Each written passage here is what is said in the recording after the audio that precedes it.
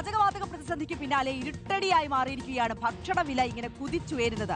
Online ഭക്ഷണ വിതരണത്തിന് പല ഹോട്ടലുകളും ഇരട്ടി വിലയാണ് ഇപ്പോൾ ഈടാക്കുന്നത്. ഓൺലൈൻ ആപ്പുകളും സർവീസ് ചാർജുകൾ കുത്തനെ കൂട്ടി.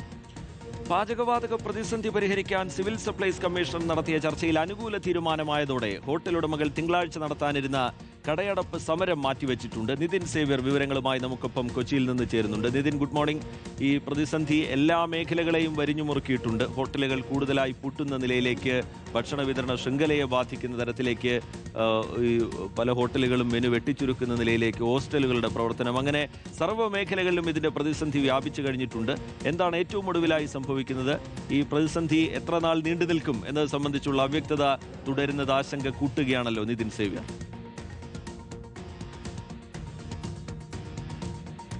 തീർച്ചയായും പാചകവാതക പ്രതിസന്ധിയുമായി ബന്ധപ്പെട്ട് വലിയ ആശങ്കകൾ കഴിഞ്ഞ കുറേ ദിവസങ്ങളായി ഉണ്ടായിരുന്നു. പ്രത്യേകിച്ച് ഈ ഹോട്ടലുകളൊന്നും തന്നെ പ്രവർത്തിക്കാത്തത് ഈ ദിവസവും ഹോട്ടലിൽ നിന്ന് ഭക്ഷണം കഴിക്കുന്ന സാധാരണക്കാർക്ക് വലിയ പ്രതിസന്ധി ഉണ്ടാക്കുന്നത്. പ്രത്യേകിച്ച് എറണാകുളം പോലുള്ള ജില്ലകളിൽ ഏറ്റവും കൂടുതൽ ആളുകൾ ആശ്രയിക്കുന്നത്, പുറത്തു നിന്നും പഠിക്കാനും ജോലിക്കുമായി ഒക്കെ വന്നു നിൽക്കുന്ന ആളുകൾ ഏറ്റവും അധികം ആശ്രയിക്കുന്നത് ഹോട്ടലുകളെയും റെസ്റ്റോറൻറ്റുകളെയും ഒപ്പം ബേക്കറികളെയും ഒക്കെയാണ്. അപ്പോൾ ഇവയൊക്കെ തന്നെ ഏകദേശം പ്രവർത്തനം പൂർണ്ണമായി തന്നെ നിർത്തിക്കഴിഞ്ഞു. വളരെ ചുരുക്കം ചില ഹോട്ടലുകളാണ് ഇപ്പോഴും എറണാകുളത്ത് പ്രവർത്തിക്കുന്നത്. അതും ഇനി എത്ര ദിവസം കൂടി പ്രവർത്തിക്കുമെന്ന് കൃത്യമായൊരു ഉറപ്പുമില്ല. അങ്ങനെ ഒരു സാഹചര്യത്തിലാണ് ആളുകൾ ഓൺലൈൻ ഭക്ഷണം കൂടി ഉള്ള ഹോട്ടലുകളിൽ നിന്നും ഭക്ഷണം ഓൺലൈനായി വാങ്ങി കഴിക്കാമെന്നൊരു തീരുമാനത്തിലേക്കൊക്കെ പോകുന്നത്. പക്ഷേ ആ ഒരു സമയത്താണ് ഇത്തരത്തിൽ ഇരട്ടി വിലയിലേക്ക് ഹോട്ടലുകാർ ഭക്ഷണത്തിന്റെ അവശ്യ ഭക്ഷണ സാധനങ്ങളുടെ വില ഇരട്ടിയാക്കുന്നത്. അത് വലിയ തിരിച്ചടിയാണ് ആളുകൾക്ക് നൽകുന്നത്.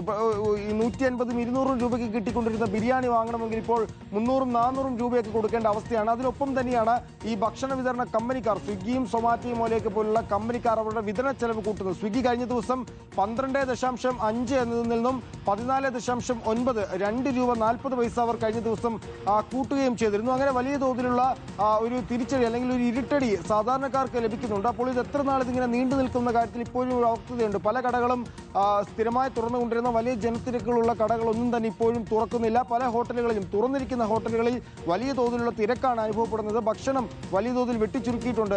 വിവിധ വിഭവങ്ങളില്ല, ഒരു വിഭവമൊക്കെ മാത്രം ആയി പ്രവർത്തിക്കുന്ന ചില ഹോട്ടലുകളുണ്ട്. പക്ഷേ അങ്ങനെയും അധിക ദിവസം മുന്നോട്ട് പോകാനായില്ല എന്നാണ് ഹോട്ടലുകാർ പറയുന്നത്. അങ്ങനെ ബാക്കിയുള്ള ഹോട്ടലിൽ കൂടി അടച്ചിടേണ്ടി വന്നാൽ പിന്നീട് എറണാകുളം ജില്ലയിലുള്ള അല്ലെങ്കിൽ മറ്റ് ജില്ലകളുമൊക്കെ അല്ല, സംസ്ഥാനത്ത് വിവിധ ഭാഗങ്ങളിലുള്ളവർ ഈ ഭക്ഷണം എങ്ങനെ കഴിക്കുമെന്നുള്ള സംശയമുണ്ട്. അതിന് ഇടയിലാണ് ഇത്തരത്തിൽ ഹോട്ടലുകാർ ഭക്ഷണത്തിന്റെ വില കൂടി ഇരട്ടിയായി വാങ്ങുന്നത്.